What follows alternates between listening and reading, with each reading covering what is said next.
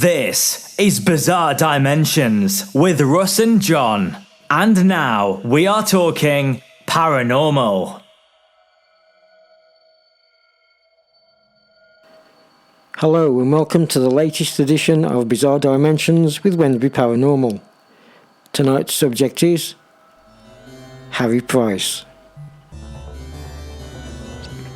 Harry Price was born on the 17th of January 1888 in New Cross, a far from wealthy area of London, son of a travelling paper salesman.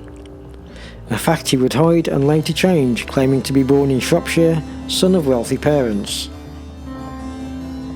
He claimed to have his first paranormal experience aged 14, when visited by a poltergeist. The story he covered after founding the Carlton Dramatic Society at the age of 15, and told in one of his own plays, writing one of many which told of his experiences.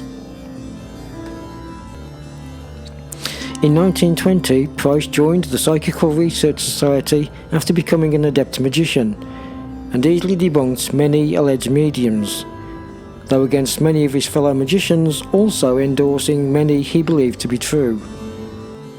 His first major success was in 1922, when he exposed the German spirit photographer William Hope, and continued to expose many others afterwards.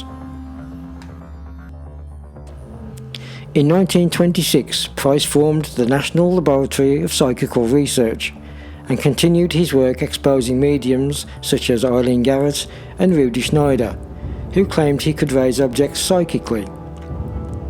Price was to discover that he actually freed himself from his bindings to move objects placed in front of him, and then re-secured himself into position before the lights were being turned on, leaving all his guests bewildered. In 1931, Price took on Helen Duncan, who it was said could produce ectoplasm while in a trance. Price paid her £50 for the chance to examine her under scientific conditions, but suspected her of swallowing cheesecloth prior to her seances, then regurgitating them, thereby producing the ectoplasm. Upon an X-ray machine being produced by Price and doctors attending the examination, Duncan went into a hysterical state, and even punched her husband in the face while he tried to reassure her that all would be fine. After consoling her, she agreed to the X-ray. Though Price alleged she had passed the cloth to her husband, he would not agree to a search and refused to empty his pockets for him, nulling the experiment. The tests, however, continued, and Price later said, "It was amusing to see half a dozen men with scissors waiting in the dark to grab a piece of the evidence." One of the doctors grabbed a piece, the medium screamed and then swallowed the rest. This proved to be paper soaked with egg white and folded into a flattened tube.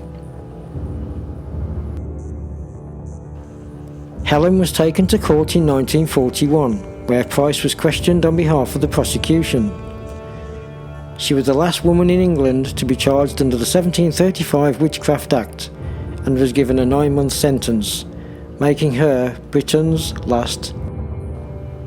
Of course, Price's most famous case was the Borley Rectory in Essex. The building became known as the most haunted house in England after the book written by Price was released in 1940. In the book, Price documented a series of hauntings in the building from 1863. Luckily for Price, in March 1936, the Reverend Alfred Clifford Henning became the 38th rector of Borley, who successfully negotiated with the church authorities that the house was much too big for his needs, being a one-child family. Price by then had last visited the rectory in 1931, but had left on bad terms with the previous owner, Reverend Foyster, and his family. After Price had told the Reverend that he believed Mrs. Foyster was responsible for any of the activity taking place. This was certainly Price's view of the Foyster period in 1936, when he published his book Confessions of a Ghost Hunter. Although Price was not dismissive regarding the period he had investigated and experienced in 1929, when the then Reverend Guy Eric Smith and wife Mabel had been living there. Price contacted the then present owners of the house and arranged for a lease for 1 year, from May 1937 to 1938, for which he paid £30 for the whole year. He then drew up the plans for the 12-month investigation of the building, thus allowing him to distance himself and obtain independent evidence of any phenomena which occurred in the house. Instead of using mediums and paranormal researchers, Price put an ad in a paper asking for intelligent persons of leisure to join a rota for a year-long investigation into a haunted location, with the ability to operate simple instruments an advantage. He interviewed 200 responders to the advert, finally getting 48 people with backgrounds of either armed forces, engineering, civil service or medical associations. Some scientists and researchers claimed Price had created some of the results and findings personally. The investigation was subject to a best-selling novel in 2013 called The Ghost Hunters, and later made into a television program known as Harry Price, Ghost Hunter.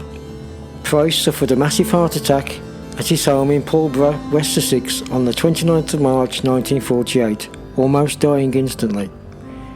He is now buried in nearby St Mary's Churchyard in Pulborough.